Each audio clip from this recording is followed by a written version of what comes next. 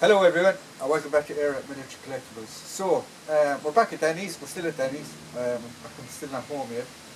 What we're doing today is, and this video is, we're covering an original First World War battle dress, or uniform, that Danny has in his collection for the Hereford, for a Hereford regiment. It's completely original, belt is original, tunics original, buttons are original, everything is original. So I'm going to hand it over to Danny and let him talk about it. Excellent. Cheers, John. As you can see in front of you, those of you who know, this is the O2 service dress. This particular example, on closer inspection, has been highly tailored into war. So obviously this chap's, the uniform's come from stores or he's kept it, and he's had it highly tailored. So I reckon this has been done in the mid-20s to mid to late 20s. He's altered his collars, how it's all lined, so he's pinned it in nice and tightly. He's also changed some of the pleating. The early O2, as you'll know, had double pleating. This has only got single pleating. But this is before the 22 pattern out, because it's still got some of the key features of the O2. So it's kind of that transition period. But he's gone to the expense of having collar dogs and regimental buttons fitted. Why I say extra expense is the Herefords were a territorial unit. So this was done basically on the soldier's expense. Tell it's a territorial because shoulder titles, you have the T in Herefordshire, T for territorials. You'd find cavalry units have the Y for yeomanry. This particular chap has got his MM ribbon there, so he's been awarded the Military Medal for Gallantry. But as it's omitted any other First World War ribbons, that's why I say it's a mid-20s example, because his ribbons have not come through from his First World War service. So kind of there. But other little key examples is when you take the epaulet off, you can actually see holes where he's had a shorter title like Royal Engineers, Royal Artillery fitted. And he's obviously gone into territorials in the 20s.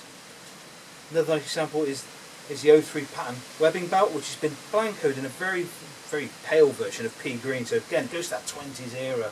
And if I spin the jacket around, he's still got his sword pattern bayonet frog in the pea green going around. But noticing the extra things, like he's had extra pleating put in. So this has obviously been a smart chap for a territorial. He's done quite a bit for his, for part-time serviceman. He's done quite a bit to make himself look clean and presentable in the 20s. And one thing I find interesting about looking at original uniforms is how small they are. When you think of it, like, I'm not a big bloke, but I wouldn't be able to fit into this jacket. Like, I'm a size medium in jumpers and t-shirts and stuff like that. Like, and this is like, there's no way. So I just find that so interesting over time how much people's bodies have changed. As you can see, as Dan was saying, it's very, very tailored to that hourglass figure. It's very slim. Like, if you notice, like, he's literally.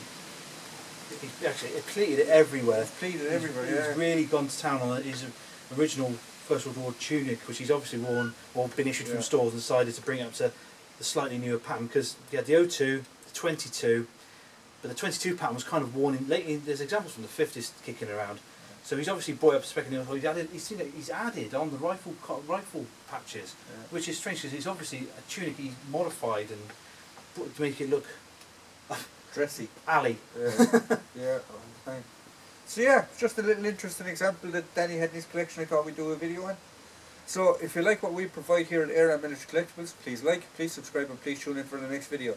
And as always, if you want to get in contact with the channel, at the top of the video description there is an email. Thank you.